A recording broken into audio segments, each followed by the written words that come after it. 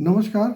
आज हम बात करेंगे एक ऐसी बीमारी के बारे में जो बहुत कॉमन तो नहीं है, लेकिन उसके परिणाम बड़े गंभीर होते हैं। हमारे एक फेसबुक मित्र ने पूछा था इस बीमारी के बारे में, इसलिए इसकी चर्चा करना मैं उचित समझता हूँ। इस बीमारी का नाम है avascular necrosis of femoral head. Vascular का अर्थ आप जानते हैं। वेस्कुलर का अर्थ होता है रक्त का संचार कैसा है। एवेस्कुलर का अर्थ हुआ रक्त का संचार में बाधा आना। तो जो कूल्हे का गोला होता है, फीमोरल हेड जिसको कहते हैं, उसमें रक्त संचार में बाधा आने के कारण क्या क्या समस्याएं आती हैं, इसके बारे में हम बात करेंगे। विशेष तौर पर कोविड के आने के बाद इसकी एवियन ऑफ फीमोरल हेड, मतलब avascular necrosis of femoral head की घटनाओं में बढ़ोतरी हुई है। इसलिए मरीज और डॉक्टर दोनों को इस बीमारी के बारे में जितना अधिक जानकारी हो उतना उचित होगा, अच्छा रहेगा। हम पहले बात करेंगे कि इस बीमारी के कारण क्या क्या हो सकते हैं। इस बीमारी के कारणों को एक तो ट्रॉमेटिक कॉज और एक non traumatic cause. Traumatic cause का अर्थ है चोट लगने के कारण होने वाली जो भी प्रॉब्लम्स होती हैं। तो इसमें सर्वप्रथम इसमें जो कारण आता है वह है कूल्हे का फ्रैक्चर होना, fracture of neck of femur.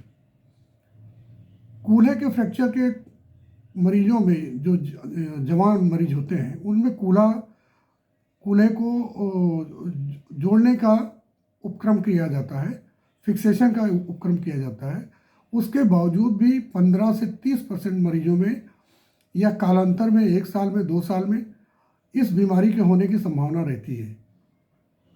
ठीक उसी तरह यदि कूल्हा उखड़ जाए, जिसको कहते हैं डिसलोकेशन ऑफ हिप, उसमें भी कूल्हे के गोले के रक्त संचार में बाधा आ सकती है और उसमें भी काफ़ी परसेंटेज ऑफ पेशेंट्स में ये बीमारी पाई जाती है।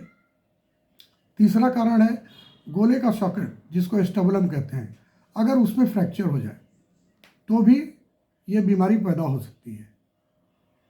नॉन ट्रॉमेटिक कारण उसमें जो बिना चोट के कारण होते हैं, वो उसमें कुछ दवाओं के उपयोग से, कुछ बीमारियों के कारण। दवाओं में सर्वप्रथम जो दवा होती है स्टेरॉयड होती है। स्टेरॉयड के हैवी डोज के कारण या फिर स्टेरॉयड के लंबे समय तक लेने के कारण। कोविड में हम लोगों ने देखा है कि प्राण रक्षा हेतु स्टेरॉयड का लंबे समय तक या हैवी मात्रा में प्रयोग किया गया है। उसके कारण जो भी प्रॉब्लम्स बढ़ी हैं, उसमें एक कारण ये भी है, उसमें एक बीमारी ये भी है, avascular necrosis of femoral head. इसके अतिरिक्त जो पल्मोलॉजिस्ट है, चेस्ट फिजिशियंस है, वह कुछ बीमारियों में लंबे समय तक स्टेरॉइड देते हैं, जैसे ब्रोंकियल अस्थमा हुआ, या फिर डर्मेटोलॉजिस्ट चमड़ी की कुछ बीमारियों में लंबे समय तक और हैवी डोज में भी स्टेरॉइड देते हैं। तीसरा सबसे बड़ा कारण है alcohol abuse, heavy alcohol abuse, उसके कारण भी होती है। कुछ बीमारियां हैं जैसे सिकल सेल डिजीज़ या फिर कुशिंग सिंड्रोम, लूपस आदि के कारण भी ये बीमारी पाई जाती है। एक प्रमुख कारण है इडियोपैथिक, जिसमें आज भी कारण नहीं पता चल पाया है या किस कारण से बीमारी हो रही नहीं पता चला है। अब हम बात करते हैं लक्षण की। शुरुआत में इसमें अर्ली स्टेज में ये सिम्टम नहीं होता, इसमें कोई लक्षण नहीं हो सकता है, या इसकी शुरुआत हल्के कूल्हे में हल्के पेन जो कि जांघों में जा सकता है, इससे शुरुआत हो सकती है, या अनइजीनेस। कालांतर में ये दर्द बढ़ता जाता है और दर्द की जो मात्रा है वो एक्टिविटी के साथ, जैसे चलने के साथ, सीढ़ी चढ़ने के साथ दर्द में बढ़ोतरी होती है।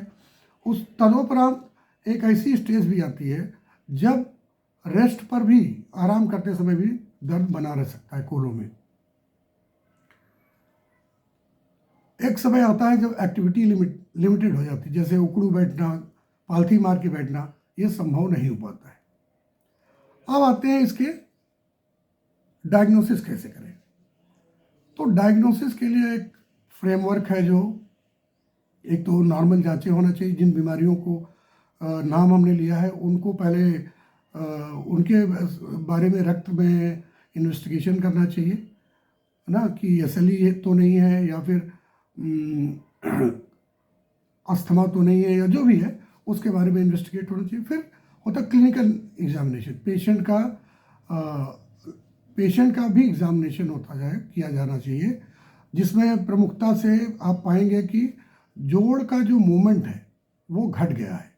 मतलब जब आप रोटेशन, इंटरनल रोटेशन और एक्सटर्नल रोटेशन करेंगे उसका हिप जॉइंट का, तो वो घट जाएगा। दूसरा है एक्सरे, लेकिन एक्सरे में अर्ली स्टेज में बीमारी पकड़ में नहीं आती, एक्सरे में बहुत लेट स्टेज में पकड़ में आती है।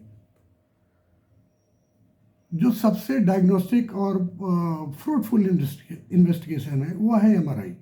MRI में ये बीमारी या बहुत अर्ली स्टेज में पहचानी जा सकती है, या फिर बोन स्कैन।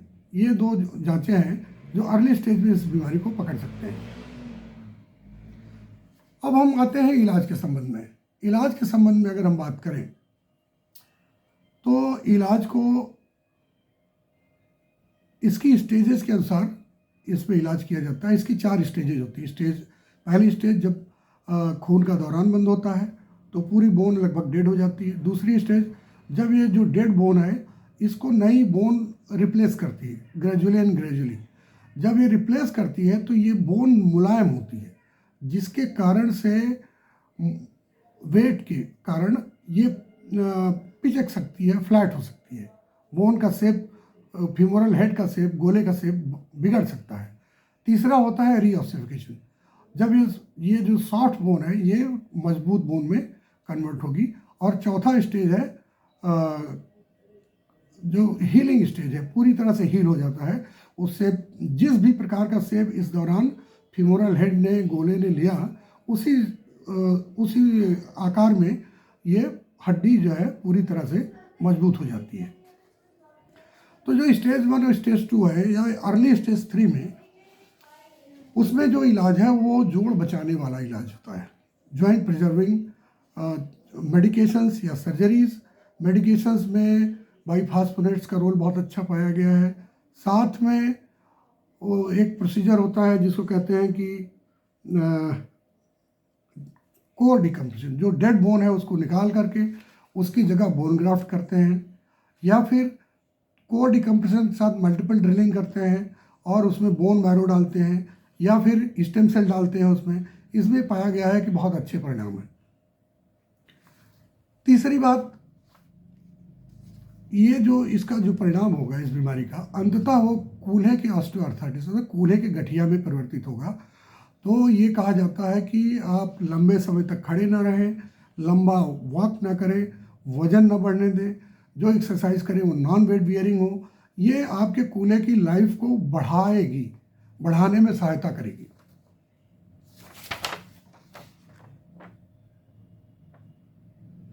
चौथा स्टेज है फुल ब्लोन ऑस्टियोआर्थराइटिस, हिप का हो जाएगा, जिसमें तो एकमात्र जो हमारे पास ऑप्शन होता है वो टोटल हिप रिप्लेसमेंट का होता है। उसके अतिरिक्त और कोई ऑप्शन नहीं होता है। हमारे ख्याल से ये पर्याप्त होगा, इतनी जानकारी आप लोगों के लिए। अगली बार किसी और विषय को लेकर आएंगे। नमस्कार, धन्यवाद।